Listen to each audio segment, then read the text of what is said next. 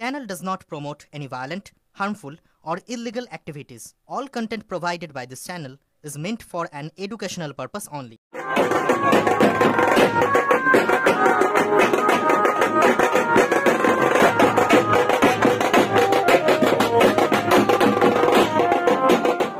বুড়িরহাট ১ নম্বর গ্রাম পঞ্চায়েতের নবনির্মিত গৃহের শুভ উদ্বোধন করলেন মন্ত্রী। মঙ্গলবার সকাল 11:30 নাগাদ ফিতে কেটে নবনির্মিত গৃহের শুভ উদ্বোধন করেন উত্তরবঙ্গ উন্নয়ন মন্ত্রী উদয়ন গুহ। তিনি ছাড়াও সেখানে উপস্থিত ছিলেন বুড়িরহাট ১ নম্বর গ্রাম পঞ্চায়েত প্রধান আলিমা খাতুন বিবি, উপপ্রধান যাজ্ঞবল্ক সিংহ, তৃণমূলের দিনহাটা ২ নম্বর ব্লক সহসভাপতি আব্দুল সাত্তার, তৃণমূলের বুড়িরহাট ১ নম্বর অঞ্চল সভাপতি সঞ্জীব বর্মন, চেয়ারম্যান খগেশ্বর বর্মন, রাজীব বর্মন, মৃণাল বর্মন, এছাড়াও অন্যান্য নেতৃত্ব। জানা গেছে, পঞ্চদশ ফাইন্যান্স কমিশনের অর্থানুকূল্যে ৪৫ লক্ষ টাকা ব্যয়ে গ্রাম পঞ্চায়েতের নবনির্মিত গৃহের কাজ সম্পন্ন হয়েছে। এদিন সেখানে বক্তব্য রাখতে গিয়ে মন্ত্রী উদয়ন গুহ বলেন, বুড়িরহাট ১ নম্বর গ্রাম পঞ্চায়েতের নবনির্মিত গৃহ একটি স্থায়ী সম্পদ হয়ে রইল। এই গ্রাম পঞ্চায়েত এলাকায় বহু উন্নয়ন হয়েছে এবং আরও উন্নয়ন হবে, কেননা উন্নয়নের কখনো শেষ নেই। ৪৫ লক্ষ টাকা খরচ করে এই অফিসের উদ্বোধন কাজ শেষ হয়েছে, তার আজকে উদ্বোধন হলো।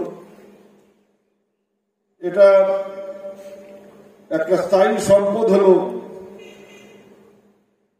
বুড়িরহাট ১ গ্রাম পঞ্চায়েতের। বুড়িরহাট ১ গ্রাম পঞ্চায়েত এমনি একটি ছোট এলাকা হলো, উন্নয়ন যেমন হয়েছে, উন্নয়নের আরো প্রয়োজন আছে, কারণ আমরা মনে করি যে উন্নয়নের কখনো শেষ হয় না।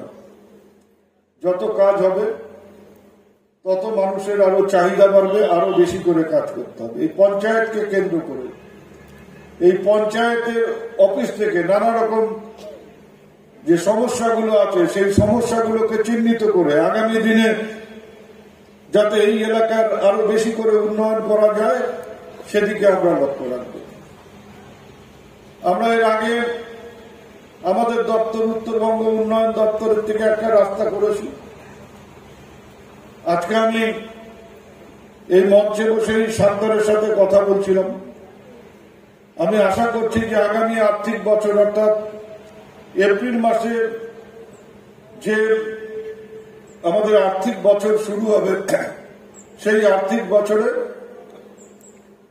আমাদের দপ্তর উত্তরবঙ্গ উন্নয়ন দপ্তর থেকে অন্তত পক্ষে ৫ কিলোমিটার রাস্তা, কংক্রিটের রাস্তা আমরা এই গ্রাম পঞ্চায়েত এলাকায় করে দেব। এটা আমি বলেছি যে বুথে বুথে যেখানে রাস্তাগুলো খারাপ হয়ে আছে, বুথের মধ্যে যাতায়াতে, সেই বুথের ভেতরের যে রাস্তা, সেই রাস্তাগুলোকে চিহ্নিত করে আমাকে দিলে আমি যাতে এপ্রিল মাস থেকে সেই কাজ শুরু করা যায় এবং বর্ষার মধ্যে সেই কাজ শেষ করা যায় তার জন্য চেষ্টা করব।